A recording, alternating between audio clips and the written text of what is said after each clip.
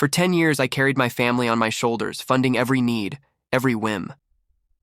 But when the flood swept away everything I had, and I turned to them with nowhere else to go, my own mother looked me in the eye and said, "This isn't a shelter." That was the last straw.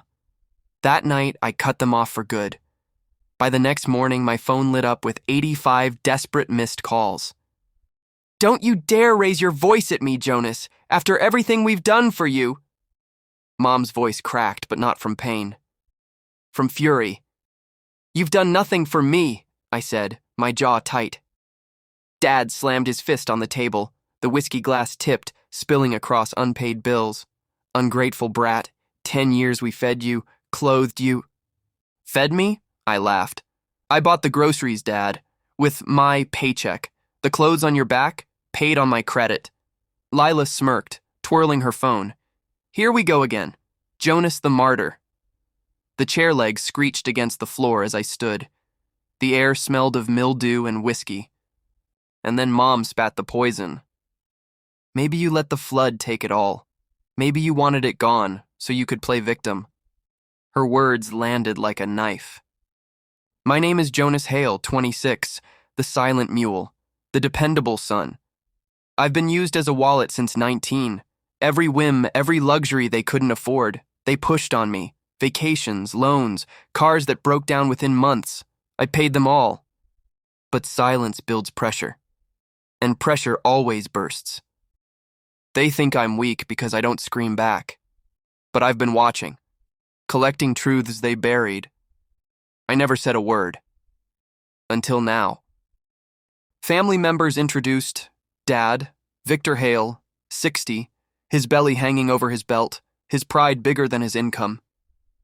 He had strength once, but alcohol and bad bets ate it away. Mom, Marianne, 58, eyes swollen from years of self-pity and manipulative tears. She weaponized weakness, turned guilt into a leash. Sister, Lila Hale, 23, sharp tongue, sharper nails, expensive tastes with no earnings.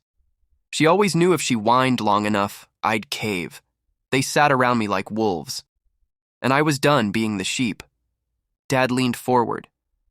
"So where's the money, Jonas? You can't tell me it's all gone with that shack by the river?" My lips curled. "You mean the money you borrowed in my name? Those credit cards you maxed out? Or the payday loans I found in the mailbox?" Mom's fork clattered. "Jonas, please, you know we had no choice." "Choice?" I said. "You had plenty of choices. You just chose me as your sacrifice." Lila rolled her eyes. "Drama king! If you hate us so much, why didn't you just leave years ago?" I locked eyes with her.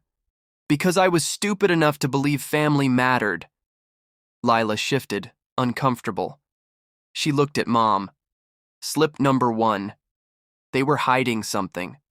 "You always loved him more," Lila suddenly blurted, pointing at me. "He got everything. I had to fight for scraps." I laughed. A hollow, bitter sound. "Scraps? You mean the car I bought you when you crashed the first one? Or the tuition I paid after you flunked your scholarship?" Her cheeks burned red. "That was your choice! Nobody forced you!" "Exactly," I said calmly. "Nobody forced me, but you all made sure I had no other option." Mom's lip trembled. "Stop twisting it. You're cruel, Jonas." I leaned in, my voice low. "Cruel is what you did every time you signed my name behind my back." The room froze. My silence had turned into a blade. I was 19. Dad came home drunk, yelling about bills. I just finished a 12-hour shift at the warehouse. My body ached, my hands raw. He shoved a stack of papers at me. Loan applications, with my signature already forged.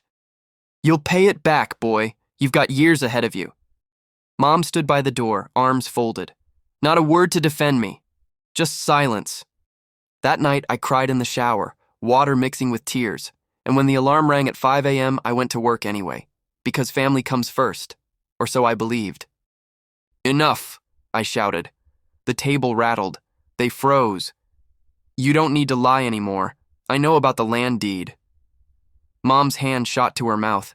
Dad's face drained of color. I pulled out the copy. "Grandpa left me 5 acres. My name on the will, but you. I pointed at Dad, then Mom. Sold it. Forged my name. Split the money. And when I asked about it, you said the bank made a mistake. Lila's eyes widened. Wait, you knew? Yes, I said softly. I knew years ago, and I let you think I was blind because I wanted to see how far you'd go. They'd gone all the way. The house exploded. Dad cursed, slamming doors. Mom sobbed, collapsing into a chair. Lila shouted at both of them, terrified now that her share of betrayal was exposed. I didn't raise my voice. I gave you my silence for 10 years. Tonight, I give you the truth. They turned on each other, blame flying like knives. And then Lila looked at me with wide eyes. What are you going to do, Jonas? I smirked. You'll see. I picked up my jacket. Mom grabbed my wrist. Don't leave. We can fix this. You're still our son. I looked at her. A son is loved. I was only your lifeline. Her grip weakened. Dad muttered curses under his breath. Lila's voice cracked. Jonas, you wouldn't ruin us, right? I leaned close, whispered. The ruin started the day you ruined me, and then I walked out. That night, 85 missed calls filled my phone. By morning, there were over 100. Weeks later, I sat in a small rented apartment. 4 walls, no memories, but peace. They tried reaching out. Apologies, excuses, threats. I blocked every number. The guilt was theirs now. The silence, mine. I sipped coffee by the window, watching dawn rise. For once, the weight wasn't on my shoulders. For the first time, I whispered, I don't carry their weight anymore. And I smiled, not with anger, but with freedom. If you were Jonas, would you forgive them? Or would you walk away forever? Tell me in the comments. Your voice matters here. If this story hit you, like the video, subscribe for more emotional, human dramas. Share your story in the comments. Maybe you've carried a family's weight too.